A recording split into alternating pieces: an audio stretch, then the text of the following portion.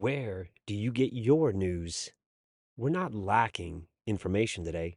We're drowning in it. Everywhere we look, there are headlines, opinions, arguments, and loud voices telling us what to believe. So the real question isn't only what is true, it's where do you get your news? And maybe even more important, why do you trust it? This isn't really about left versus right. It's about clarity versus confusion. It's about truth seeking versus manipulation. And that's where things start to break down.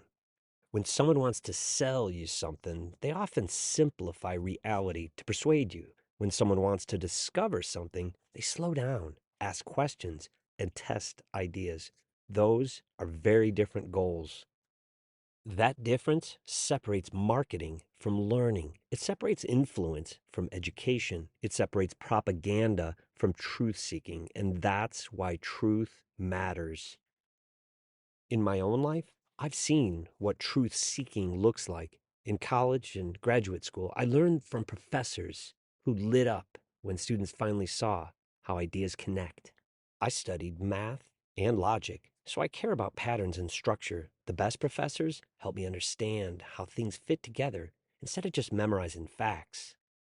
They stayed with hard ideas until they made sense. Math became something you could picture. History became patterns across time. Science became something you could test and observe. They weren't trying to impress anyone. They weren't building a brand. They simply cared about understanding. Later, when I worked in the medical and pharmaceutical world, I noticed something similar. There were many good doctors with different roles.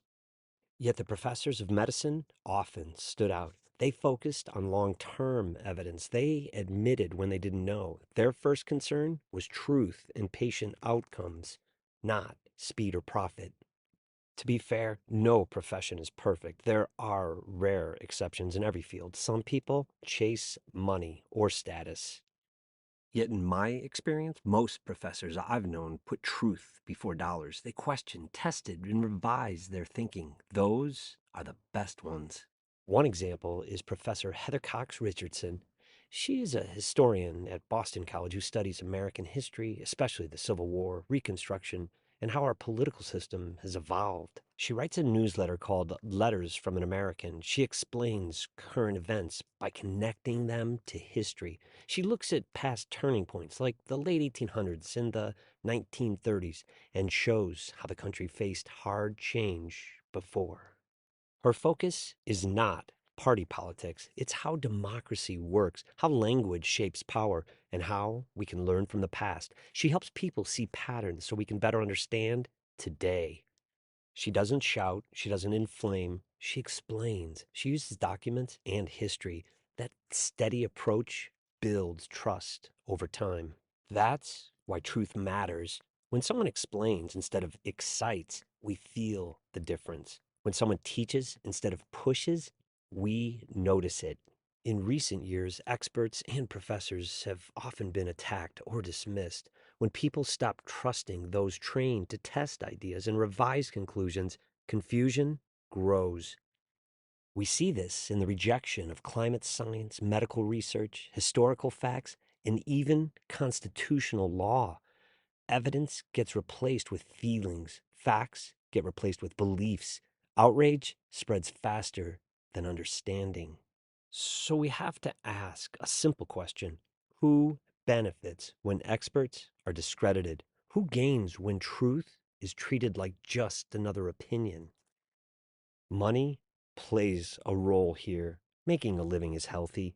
Everyone deserves to support their family. Yet when profit becomes the main driver of a message, truth can get distorted. That's why it helps to look at incentives. Is someone selling something? Are they building outrage? Or are they accountable to evidence and peer review? Many people, what I call the missing third, step back from politics and news. Not because they don't care, they step back because every side sounded angry and certain, and no one felt trustworthy. Some people respond to that noise by becoming more extreme. Others shut down completely. The middle becomes tired and disconnected. Here's the point: where you get your news shapes how you see the world. If the source rewards outrage, you'll see outrage. If it rewards evidence, you'll see complexity.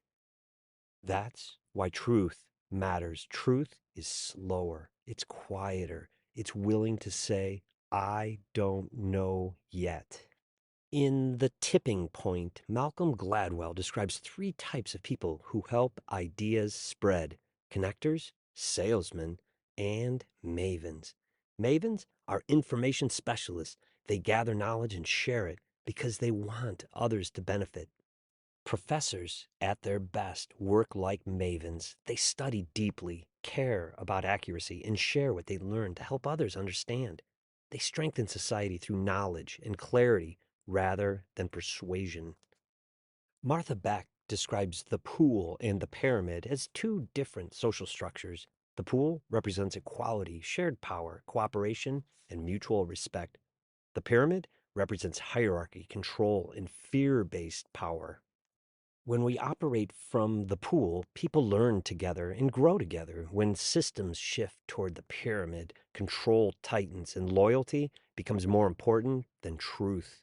If you're feeling overwhelmed, here's one small step. Ask where your news comes from. Ask what incentives are behind it. Ask whether the source invites questions or shuts them down.